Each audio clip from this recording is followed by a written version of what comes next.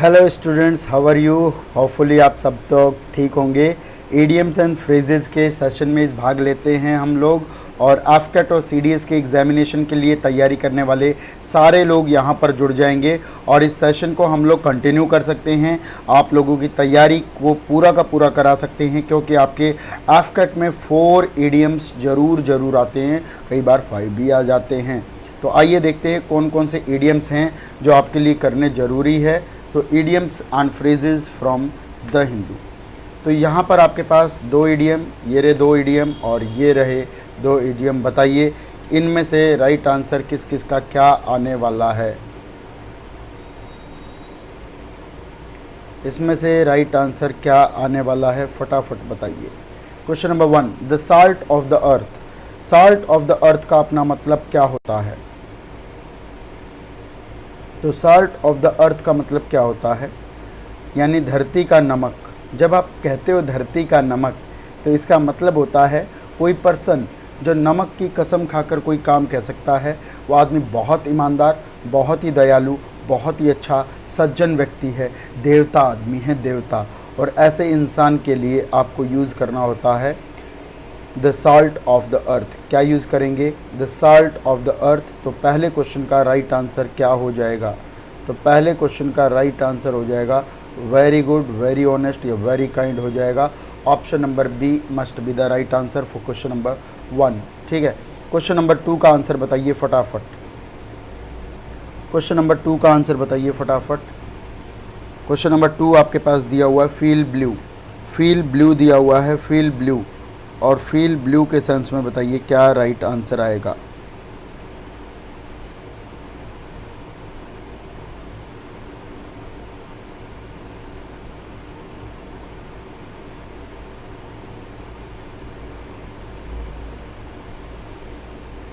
चलिए, तो feel blue का मतलब क्या होगा? तो फील ब्लू का मतलब क्या होता है? जब भी आप ब्लू फील करते हैं तो इसका मतलब होता है जब भी आप परेशानी में या डिप्रेशन में होते हैं, इसके लिए यूज़ किया जाता है फील ब्लू। ठीक है, तो यहाँ पर जो राइट आंसर हो जाएगा वो हो जाएगा आपके पास इन ट्रबल या डिप्रेस्ड फॉर्म में होना, इसके लिए यूज़ किया जाता है। शाबाश।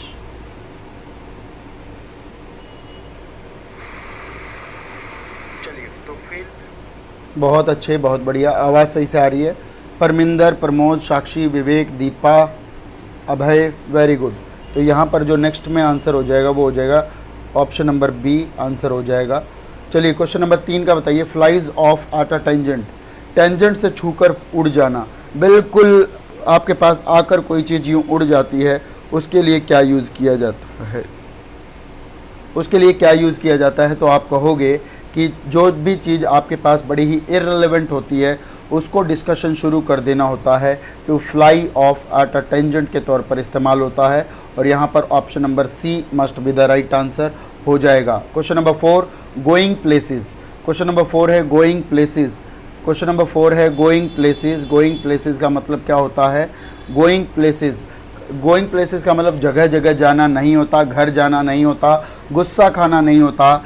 गोइंग प्लेसेस का मतलब होता है जिसने घाट घाट का पानी पी रखा है, जो पर्सन अपने आप में बहुत टैलेंटेड, बहुत सक्सेसफुल है, उसके लिए यूज़ होता है। तो ऑप्शन नंबर बी यहाँ पर करेक्ट आंसर होगा क्वेश्चन नंबर 4 के लिए। क्वेश्चन नंबर 4 के लिए यहाँ पर गोइंग प्लेसेस इस्तेमाल में लाया जाएगा।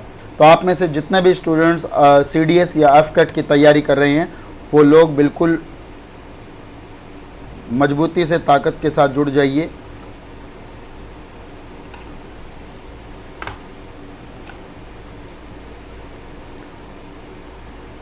चलिए अगला देखिए, get the sack. Question number 5 है get the sack. Question number 5 आपके पास है get the sack. What is the meaning of get the sack?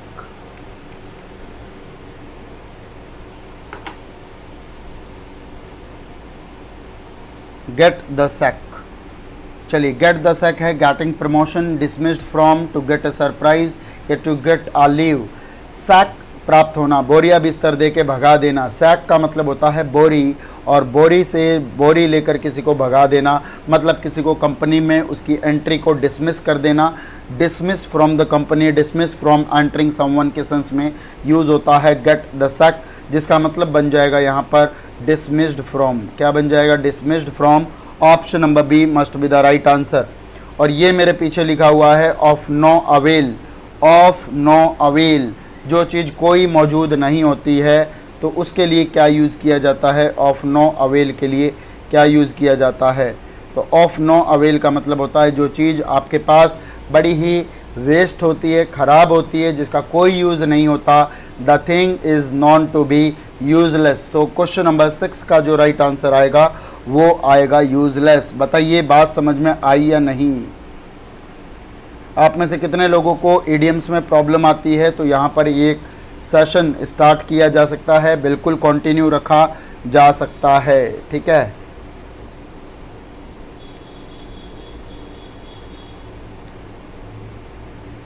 चलिए बहुत बढ़िया, बहुत ही अच्छे। मार्श, साक्षी, परमिंदर, आयुष, मनीषा, बहुत अच्छे। तो यहाँ पर यूज़लेस ऑप्शन नंबर बी इसका राइट आंसर हो जाएगा। ठीक है, चलिए अगला देखिए, अगली सीरीज़ पर चलते हैं। क्वेश्चन नंबर 7 और 8 आपकी स्क्रीन पर है। सबसे पहले क्वेश्चन नंबर 7 है bone to pick, bone to pick, और क्वेश्चन नंबर 8 है to call it a day. सुबह बबूल की तो दिन तुम्हारा।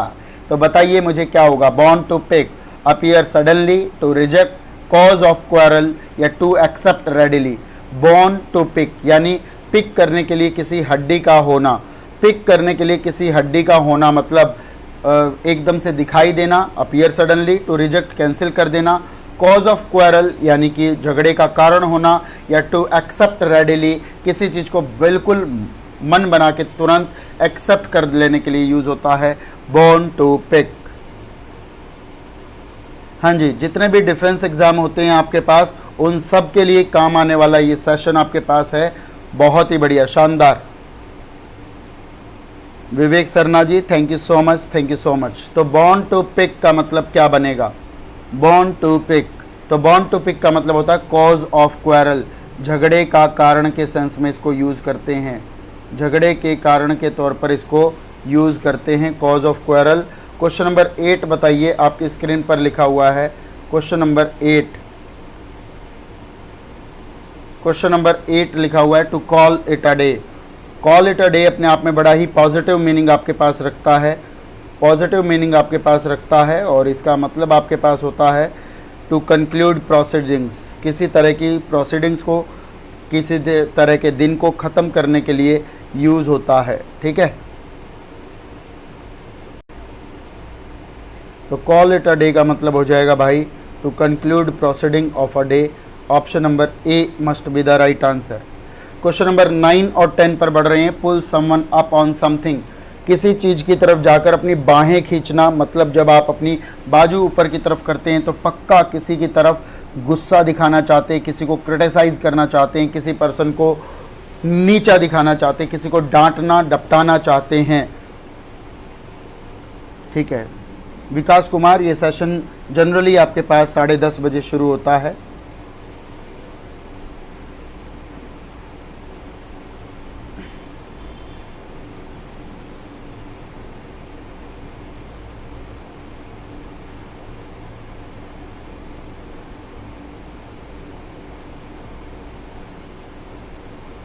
तो इसका मतलब हो जाता है किसी चीज़ से सहमत होना या क्रिटिसाइज़ करना, तो इसका मतलब होता है किसी को क्रिटिसाइज़ करना। Option number B must be the right answer. Option number B must be the right answer यहाँ पर हो जाएगा, बिल्कुल ठीक है। चलिए अगला देखिए, पॉइंट ब्लैंक। पॉइंट ब्लैंक का मतलब क्या होता है? पॉइंट ब्लैंक, कई बार किसी पर्सन के गोली मारी जाती है, सीधा सिर पर रखकर कट्टा तान दिया जाता है, उसके लिए क्या यूज़ होता है? Point blank. जो चीज़ बिल्कुल सीधी सपाट हो, बिल्कुल डायरेक्ट हो, कहीं इधर उधर निशाना ना चुके, निशाना बिल्कुल अपने पॉइंट पर लगे, टारगेट पर लगे, उसके लिए पॉइंट ब्लैंक का इस्तेमाल किया जाता है। और इसका मतलब भी ऑप्शन नंबर बी इसका राइट आंसर होगा क्वेश्चन नंबर 10 का। ठीक है, ऑप्शन नंबर बी। नहीं नहीं नहीं, क्वेश्चन नंबर 9 का answer none of the above नहीं आएगा, टू क्रिटिसाइज आएगा। ठीक है, क्रिटिसाइज आएगा। आखिरी के ऊपर बढ़ते हैं। Question number 11, question number 12। शायद आपको सही सही दिखाई दे रहा होगा, नहीं दिखाई दे रहा हो तो मुझे बताइए। एक दो ऑप्शन आपके कट रहे हैं तो मैं एक बार हल्का सा छुपा देता हूं इसको। चलिए अब आपको सही से दिखाई देगा। अ कट अबव, अ कट अबव का मतलब क्या होता है? अ कट अबव, अ कट अबव का मतलब क्या होता है?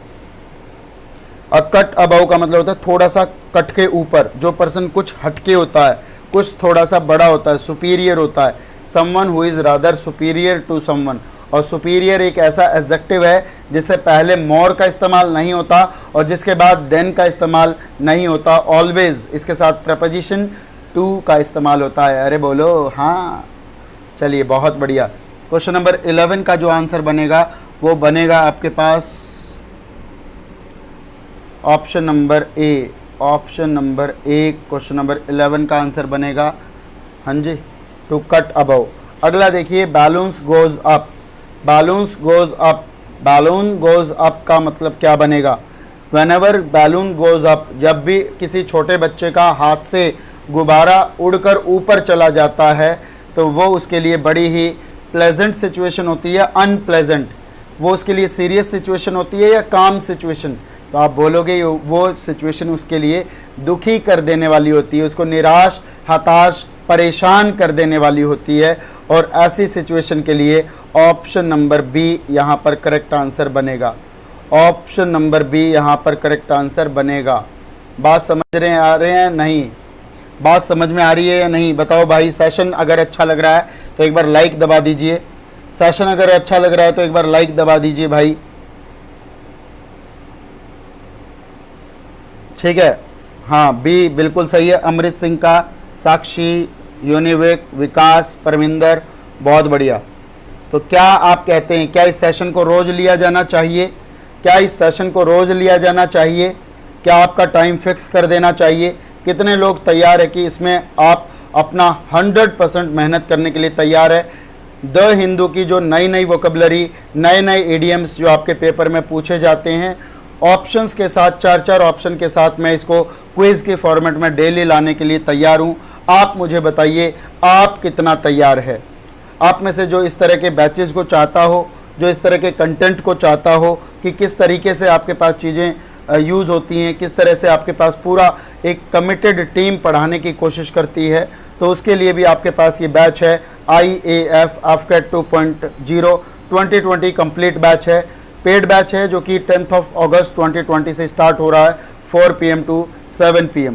ठीक है, तो आज के लिए एक बार इतना ही। अड्डा 247 की तरफ से मैं अलविदा लेता हूँ, धन्यवाद देता हूँ। Thank you so much. Video अच्छी लगी है लाइक, शेयर, कमेंट और सब्सक्राइब जरूर करिएगा। अगर चैनल पर नए हैं तो एक बार इस चैनल को सब्सक्राइब कर दीजिएगा। इसके साथ साथ एक इन्फॉर्मेशन और भी दे दूं, जो लोग वोकेबलरी को अलग से पढ़ना चाहते हैं, 9 बजे से 10 बजे के बीच भी SSC अड्डा पर हमारा एक सेशन चलता है, वहां पर भी इस तरह से आप चीज़ों के लिए आ सकते हैं। आज के लिए इतना ही। बहुत बहुत धन्यवाद। जय हिंद, जय भारत, भारत माता की जय।